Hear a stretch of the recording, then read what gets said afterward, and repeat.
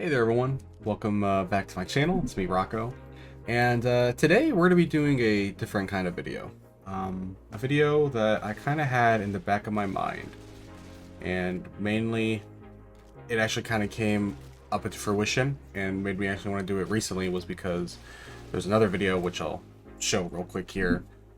It was a whole thing about someone talking about how Left 4 Dead was a walking sim, and then someone's debunking or opposing argument. I really liked it. I agree with the person who obviously says Left 4 Dead is not a walking sim. It is in my opinion, one of the best games ever made. But I think this might be start of a new series where this is semi-scripted. I have a little notepad on the side right now where I kind of have bullet points of what I want to talk about. And basically, it's my opinion on Left 4 Dead and what I basically think about it. And I think for the most part, I'd have the same sentiment as most of the other people in the community and people who've played Left 4 Dead. So, I might do other games, and as always, you can recommend them. Obviously, I guess I'll have had to have played them to leave my opinion on it, but I guess we can call it Rocco's Retrospective? I don't know. The title's a work in progress, but regardless, today we're going to be talking about Left 4 Dead. Left 4 Dead was my very well, it wasn't technically my first, but I'd say it's one of the very first games that I probably played as a kid and really got sucked into. My very first rated M game. So growing up, I wouldn't say I had strict parents by any means. I basically had unrestricted internet access, for better or for worse, and so obviously I knew about more mature games than, or mature as in they had guns, weapons, and violence, which at the time, I'm like 8 maybe. You probably, are kind of cautious about what your kid plays, so obviously I understand that. But I found Left 4 Dead, I forget how exactly. I'm sure it was a YouTube video. I'm sure if not, I had a cousin who at the time would play lots of games, and I would go to their house and kind of watch them play. But regardless, I found Left 4 Dead, and for the longest time I always wanted to play a game with guns, because at the time I mainly played on the Wii, and I thought that was kind of, I wouldn't say boring, but I was kind of getting old of Spider-Man and Mario Galaxy, to say the least, in Wii Sports. But so I finally got my parents to give me an Xbox, and I maybe like another year later, it took me a long time to get even my mom to consider getting me a rated M game. Obviously, rated M is for mature, like 17, 18 plus, whatever it is. So obviously she was very cautious about that. For example, I remember there's one thing I joke about with my friends a lot is I remember seeing Payday, the heist, in a GameStop one time that we went. And I don't know, I was buying another game, whatever it was, but I also saw Payday. And in the store, I knew what Payday was. I saw videos online, so I'm like, oh, maybe I'll ask my mom to get Payday. So I bring her over. I'm like, hey mom, can I get this game? And she's looking at it. She's like, okay, Payday. What's it about? Me being a kid, I'm just, it's about robbing banks, shooting cops, stealing drugs, all that stuff. Safe to say, she did not let me take that. But so like I said, I wouldn't say she was strict, but obviously she didn't want me to play anything. Like, I never got Grand Theft Auto. It took me a long time to also convince her to get Halo. Halo was my very first rated M game. And I remember her having to sit me down and talking to me about that. I know this isn't real. I shouldn't go out and shoot people. Like, this is a video game. Everything stays fictional. And I'm like, mom, I understand. But then, since I knew that she would allow me to play rated M games, if within reason, I tried Left 4 Dead because I was like, okay, Payday is a little bit more realistic in the fact that it takes place at, you literally are a criminal, and you could theoretically shoot up cops. That is a thing people do. So I'm like, okay, what about zombies? Like, I've seen zombie movies. I've watched zombie movies with her. She's seen them. She liked The Walking Dead. So I'm like, okay, let's get Left 4 Dead. I don't even know how long it took, but I want to say within, like, it wasn't that long to convince her to get me Left 4 Dead. Now, I saw videos of Left 4 Dead. I watched it a lot, and I loved it. I loved watching people play it. But as a kid, when I finally got to play it, I tried playing that game for a week straight, and I could not play it. I would play on No Mercy, and I would not be able to leave the apartment building because I was so scared of zombies. I was so scared to play the game and shoot zombies, to have zombies run at me. So I remember Left 4 Dead being very scary at first, but eventually, obviously, I got over that fear. and that was like the only game I played nonstop. I would day in day. Oh, yeah, no, for better lack of better terms, I went to school, came home, played Left 4 Dead, ate dinner, went to sleep, showered, whatever, came home, played Left 4 Dead.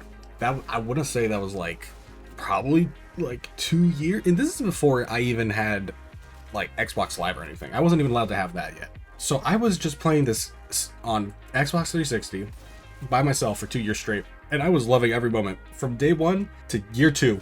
I enjoyed it. I still do. I love Left 4 Dead. I still love the game. It's a fun game, and even now, like, I've went back to record the like background footage you were seeing for this video, and I love playing it just solo on like advanced. It's just a good game to play, I think. Like, and the reason why I think I gravitated towards Left 4 Dead more was because all the videos I was seeing online, and especially because I didn't really know the difference of PC and console at the time. So I thought, you know, console PC were the same thing. Well, like same thing as in like just, you know, there's like a PlayStation, Xbox. It's like the same. It's like a console is what I thought. So when I saw people playing on PC with mods, and then I realized, oh, Xbox can't really get mods from like Steam Workshop. Later on, I was like, oh, damn, okay. So then I started really wanting a computer, which my family did have a desktop that I did play on a lot, but it wasn't like meant for gaming. And the only game I have actually ever played on the PC was Roblox. So not exactly capable of running Left 4 Dead, and especially trying to convince my mother to let me make an account for like online gaming thing. It was, you know, whole thing. But even with those like 2 years, I was nonstop playing Left 4 Dead.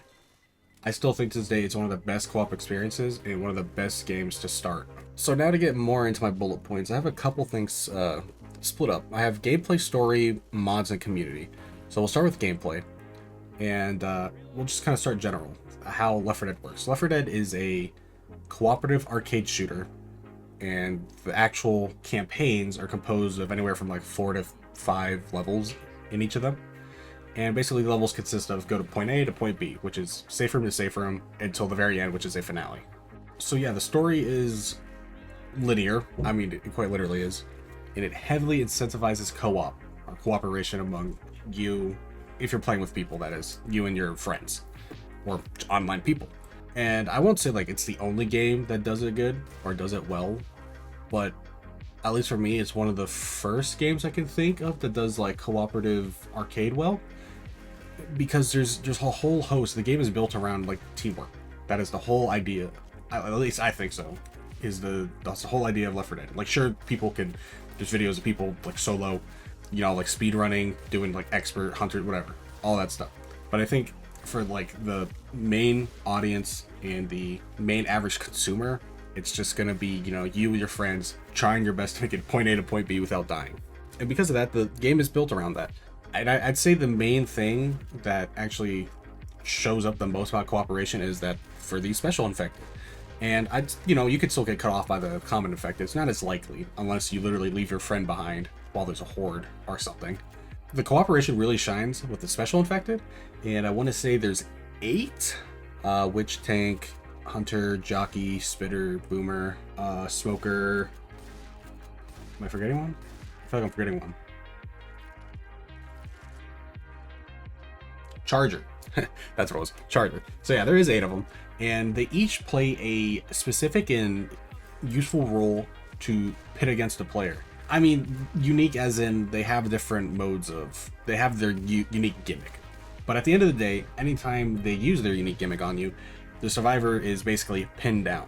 And if you're pinned down, you are helpless. You cannot do a single thing to prevent that. The only way you can prevent yourself from getting pinned down is either killing the special infected or completely outmaneuvering it, dodging it, etc. So the whole cooperation point comes in is when if someone gets pinned down by a special infected, you would rely on your teammates to come over, kill the infected, shove it off of you, whatever it may be. Without them, and like if you are grabbed and you are by yourself, you are dead. You are quite literally left for dead. All right, I don't know if pun intended, there's probably gonna be a couple of these, but you are left to basically fend for yourself when you can't. You can't fend for yourself alone. One thing I also like is about all the special infected. They have unique silhouettes. You can easily tell who they are just based on what they look like. They have different sound effects.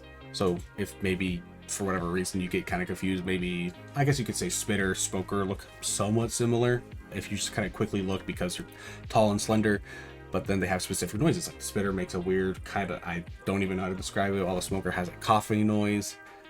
Jockey has a laugh. Even if you couldn't hear that, Left 4 Dead does get chaotic at times. Each special infected has a stinger, or like a musical chord that plays with it. So the hunter has like a piano twang. So if you play with your music up, which I would recommend, I think the soundtrack's also pretty good, just the horde music and all that, you'll actually learn what music means what special infected is nearby, if you, for whatever reason, can't hear them through their sound effects. So I think that's a great way that the game also kind of helps players who are just starting out learning what certain sounds, what certain music means, certain things are going to happen. Another thing about the game is obviously the AI director. Everybody brings this up, and for good reason. Sure, it, you know, even like today's standards, it sounds dated, like an AI director, and it doesn't really feel dated though, because even though, like, this isn't a game that was in 2009, or what was it, 2008 was Left 4 Dead 1, some 2007, I forget, something like that. The late 2000s, there was an AI that basically played like a director. It knew if you were doing well, it would send more hordes, less items your way, and vice versa. If you're struggling, it will send you some guns, maybe ammo piles, health kits. It would kind of ease back on the difficulty. It's not like guaranteed. That's not to say if you play expert and you're getting steamrolled, it's just gonna turn it to easy. Like, it's still gonna be hard, but it kind of has like that nuance to it that kind of differs each run. That's the whole point of Left 4 Dead's replayability, in the fact that like nothing is the same. People say yes, the maps are the same, minus a few exceptions where things like change your route, but it's not like the map changes. It's the item placements, it's the zombie placements, it's the gun placements, it's everything else that you can interact with, and everything else that literally depends on your success is different. And I mentioned a little bit, but like when you play with friends, all this fun is just, it's doubled, it's tripled, it's quadrupled. Even today, me and my friends, from time to time, we'll just be like, you want to play some Left 4 Dead? We'll hop up, we'll play with mods, we'll do different campaign maps. It's literally just a game that you can come back to and be like, let's play it, it's fun. That was the final point of my gameplay, but by no means is that like the only thing about the actual gameplay that's great. I'm sure there's dozens of things I left out that literally make the game even better, and I'm sure there's other people out there who've made videos talking exactly about the gameplay. So the next bullet point I got is kind of the story of Left 4 Dead, and I'm not exactly like up to date on par. I know generally, I believe, what the main kind of gist of the story is. Green flu, I think it was East Side got infected and kind of moved across the United States. I don't actually know if the rest of the world is infected. I want to say so, but I also know that the survivors you play as in the first and second game, you basically are immune. So for the people you play as in Left 4 Dead 1 and 2, the 8 survivors, I guess, they're all immune basically to this green flu, which is why you never see a zombie try to bite them. I believe that's explained in the lore. The part why the zombies don't try to bite them is because they know that they're not affected, and I think they just literally beat them to death, because that's the only way to get rid of them, is if you can't infect them, just straight up kill them. And that brings me to the characters themselves.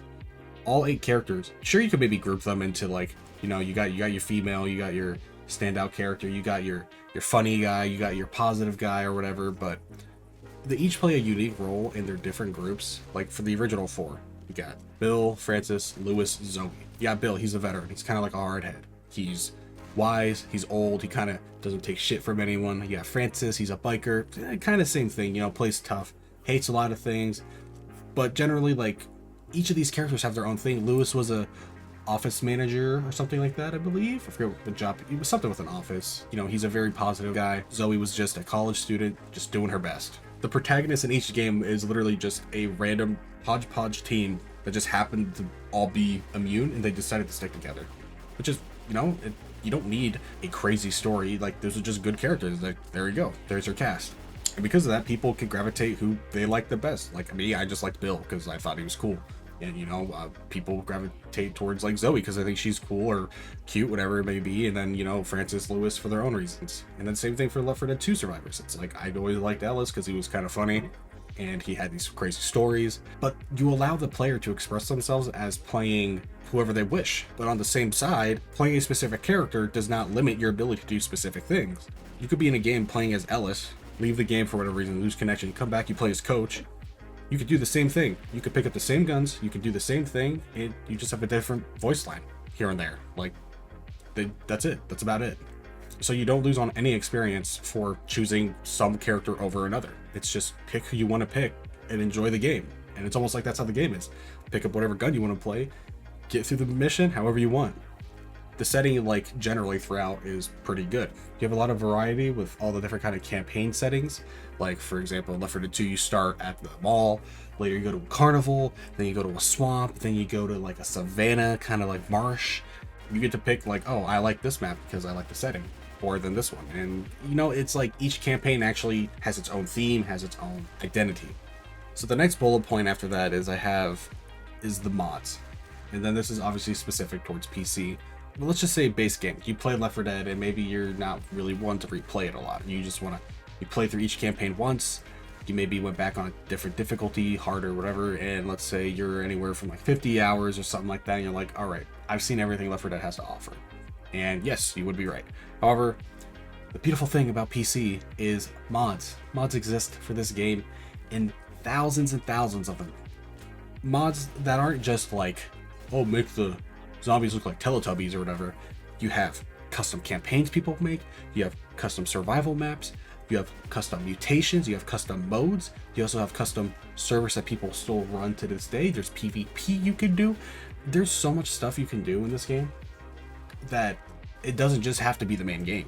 There's so much more that if you just go looking for it, or if you just take like 5 minutes and go explore what the game has to offer on the workshop, you can easily find hundreds and hundreds of more hours and reasons to play this game.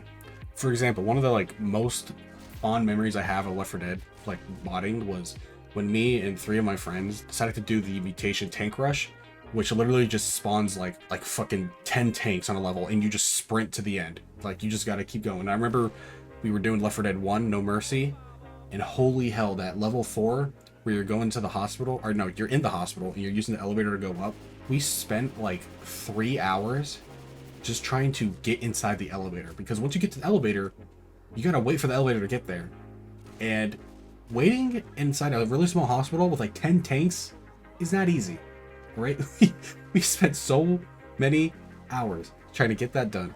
And when we finally did it, we were screaming in the elevator. We were so happy. And like half of us were dead. I think it was like, I wasn't even alive. It was my 2 other friends, just them 2 were in the elevator, and they were like hyperventilating because they're like, this is like the furthest we ever did. Like we never got in the elevator and closed the door. Like we cannot fuck this up. And it's those moments where like I don't think Left 4 Dead would have ever had like a moment like that, like for me now, because you know I've played for years and years. But like all these random mods that just change the game and how it works and like how you expect it to work, it literally adds hours and hours of replayability. And then also add on top of that the community. Even to this day, there's thousands and thousands of players still playing Left 4 Dead, which is just obviously a statement of its own. Obviously people are still going to talk about it. People are still making videos about it, like myself, or the dedicated like speedrunners, all that. Like I don't think Left 4 Dead's ever just gonna like fade into obscurity. If it does, it's still gonna be like considered a cult classic, basically. Not even a cult, like this is a classic piece of gaming. Like, you know, the whole thing is Valve made it, and yes, basically everything they make, a lot of people like Half-Life, Portal, all that stuff. But this is like a timeless co-op game. Like I said, if I ever met someone who's never played games before and I'm like, okay, let's play a cooperative game, the first thing I'd probably recommend is Left 4 Dead. It can be hard, yeah, it can be really hard, but you can also just make it easy. You can just kind of coast through it, and it's kind of like a simple game. It's one of those easy to play, hard to master things, where yeah, you can pop in, play for a little bit, kind of learn how kind of co-op action shooters are like, and if you really want to get better at it, you know, the option's there. So I just think all these things about Left 4 Dead is like the whole identity of it. Everything I said is what I believe Left 4 Dead is. I believe it's a fun game to play with friends. I think it's a fun game to play solo. I think it's a replayable game. I think, at least for PC, there's hundreds of mods to even make it more replayable if you get tired of the base game. I just think the ideas and the thought behind it was well thought out. I don't think this game was just hodgepodged and then it just miraculously worked. I think that every mechanic, everything added into this game was meaningful, thoughtful, and impactful. With all that said, easily Left 4 Dead is probably one of my favorite, if not my most favorite, cooperative zombie game out there. Sure, there's other zombie games that like scratch a specific itch, like Dying Light or Project Zomboid. Though for pure cooperation purposes, I'd probably say Left 4 Dead is the greatest game. So with all that said, I believe for the most part I got my idea, at least my opinions about Left 4 Dead out there. I'm sure a lot of people have similar, maybe not exact opinions or exact feelings the way I do, but a lot of people like this game for good reason. And whether it be different from mine, you like it for whatever reason you like it. So with all that said, guys, these are just my thoughts and opinions about Left 4 Dead and why I think it's one of the best games out there that you can play with friends, or like I said, just by yourself. I think it's a great game everyone should experience. Easily my most favorite Valve game, and one day I hope another game can come out and scratch that itch that Left 4 Dead has left behind. And it's not Back 4 Blood.